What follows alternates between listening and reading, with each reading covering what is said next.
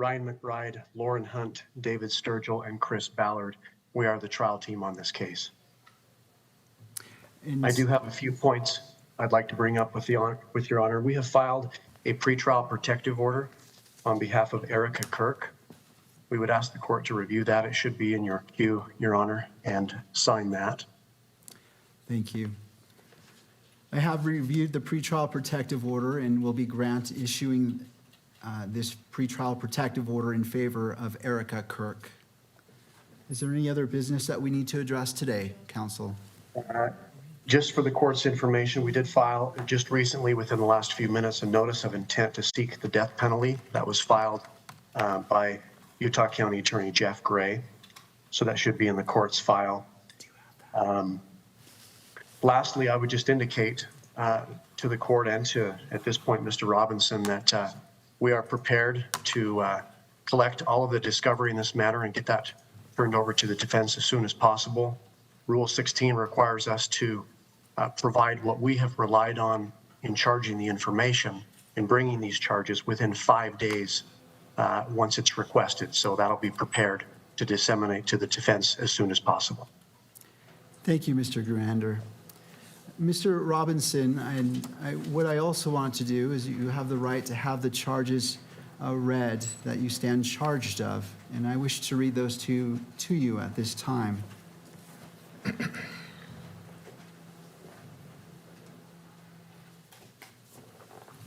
Thank you.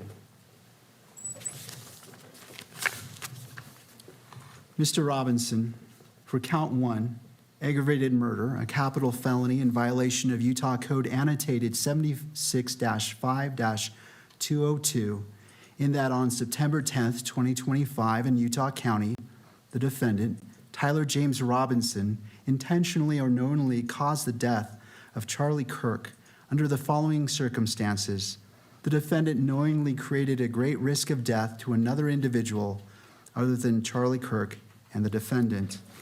Notice conviction of this offense may carry the death penalty or pursuant to Utah Code 76-3-207.7, a mandatory term of imprisonment for life without parole or an indeterminate term of not less than 25 years, and that may be for life. Victim targeting enhancement in violation of Utah Code annotated 76-3-203.14 sub 2.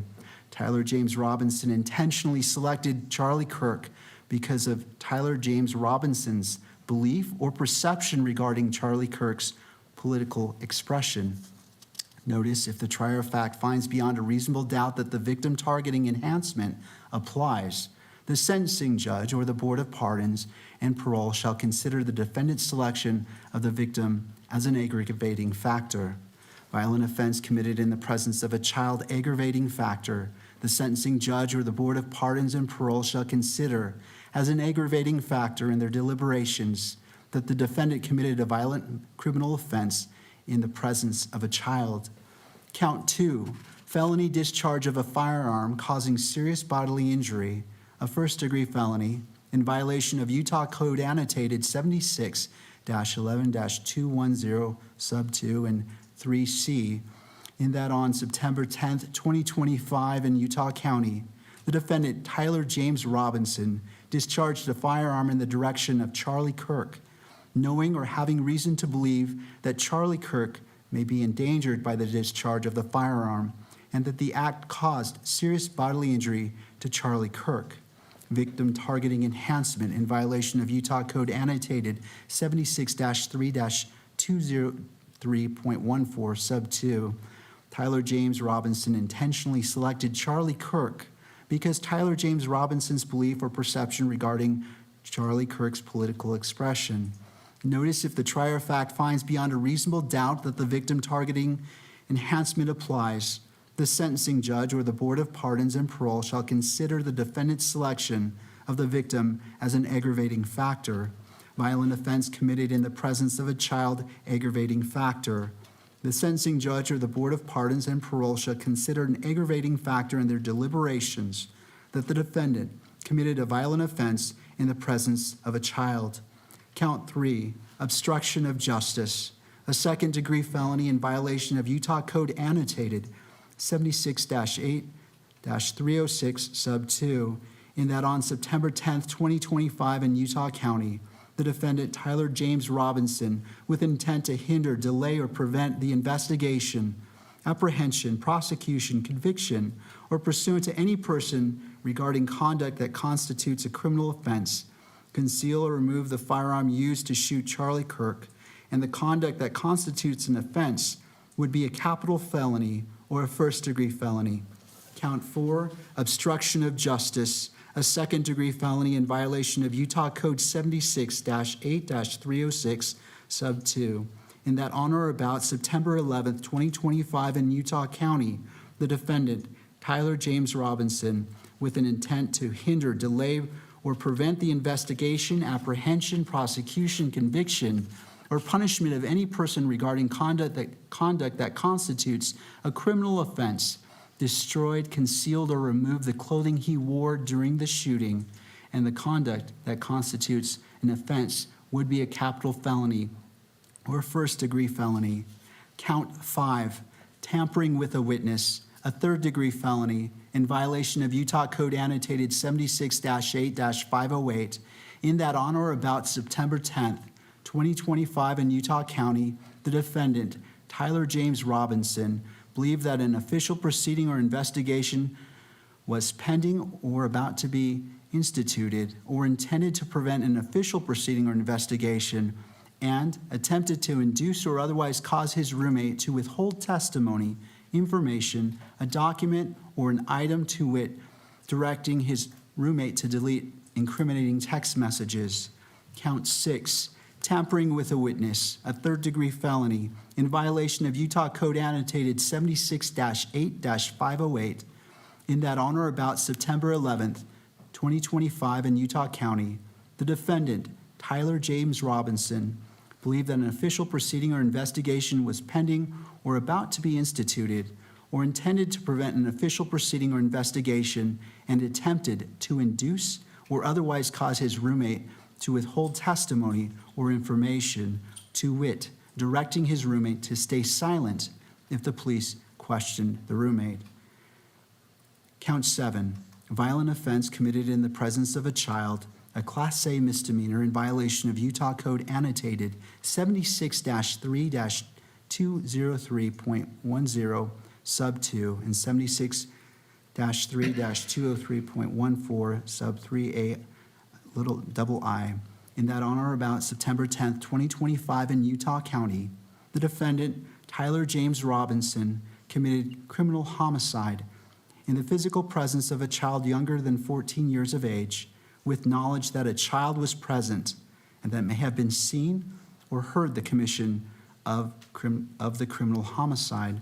Victim targeting enhancement in violation of Utah Code Annotated 76-3-203.14 sub 2, Tyler James Robinson intentionally selected Charlie Kirk because of Tyler James Robinson's belief or perception regarding Charlie Kirk's political expression. That concludes reading the information. Mr. Robinson, this case is set for September 29th at 10 a.m. It will be a waiver hearing, and I will be the judge assigned to this case. And Mr. Robinson, I invite you to join us at that time.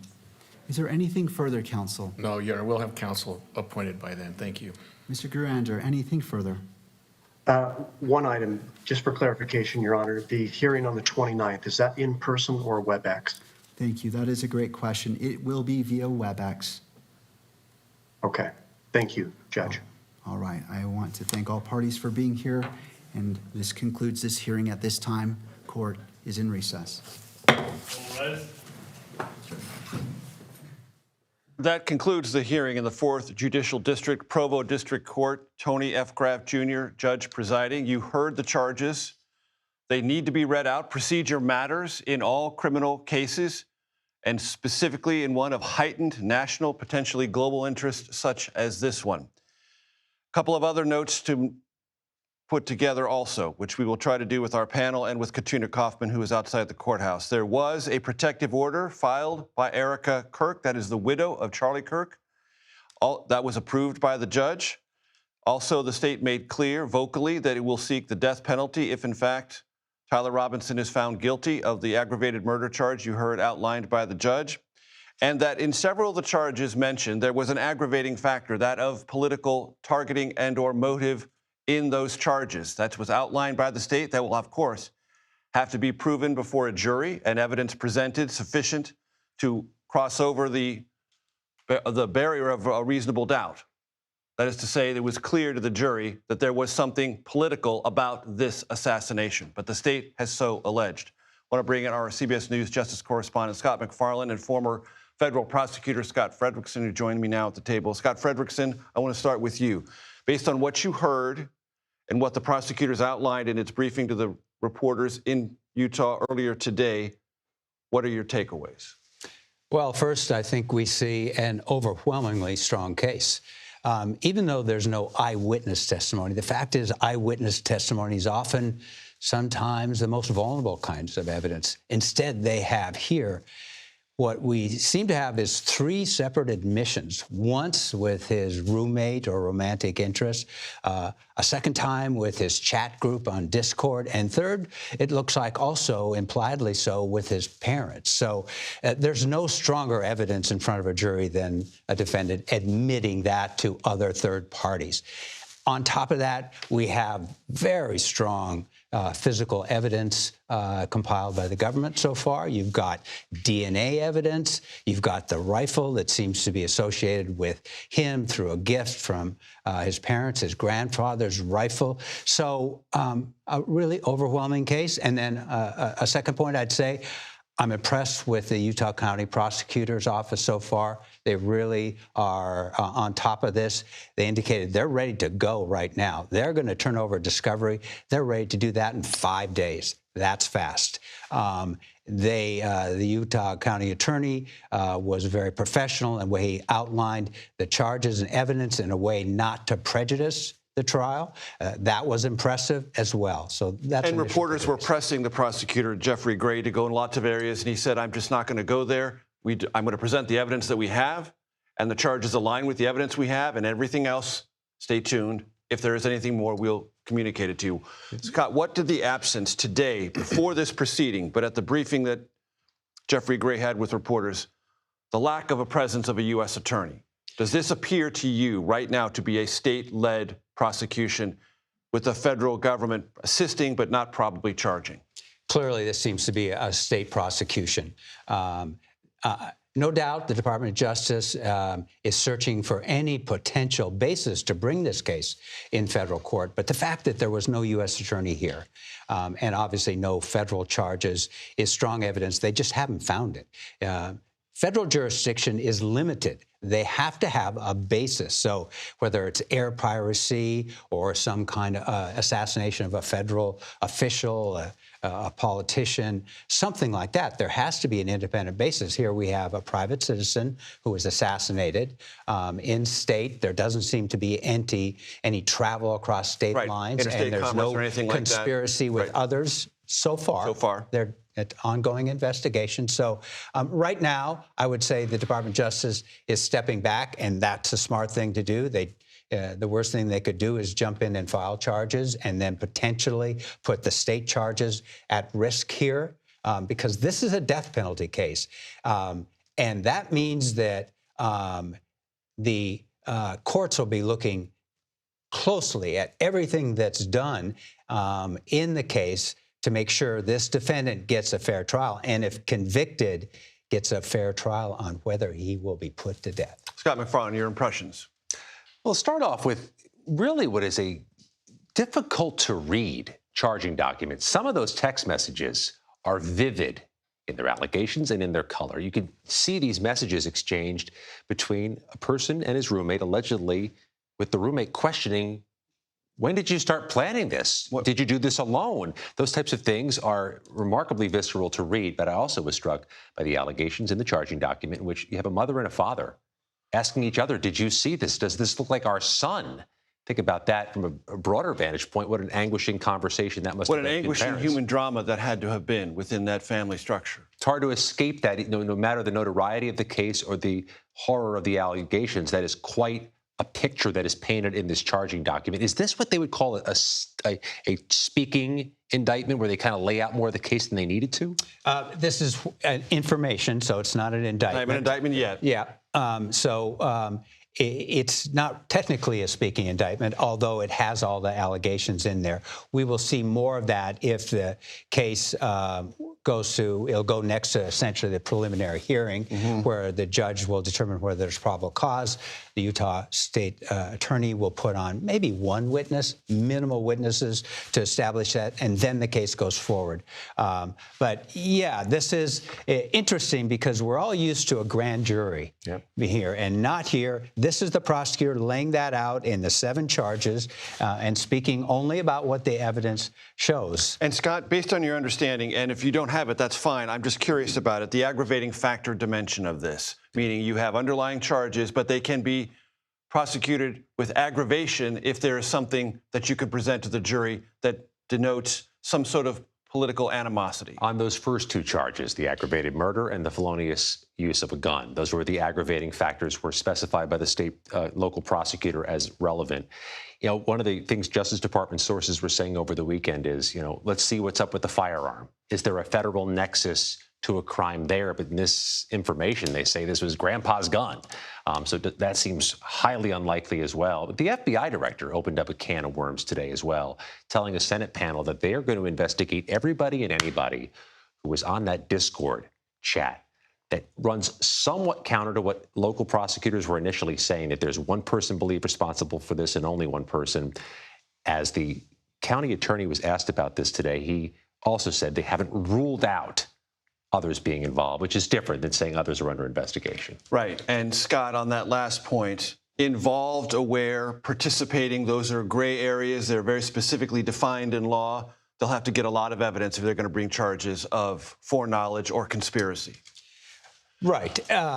And, right now it's not there. And it'd be a mistake to try and overcharge or bring others into this case and jeopardize. Or suggest you have something that the evidence doesn't yet prove. Exactly. Or even suggest. Why put at risk what is a very strong case against this man?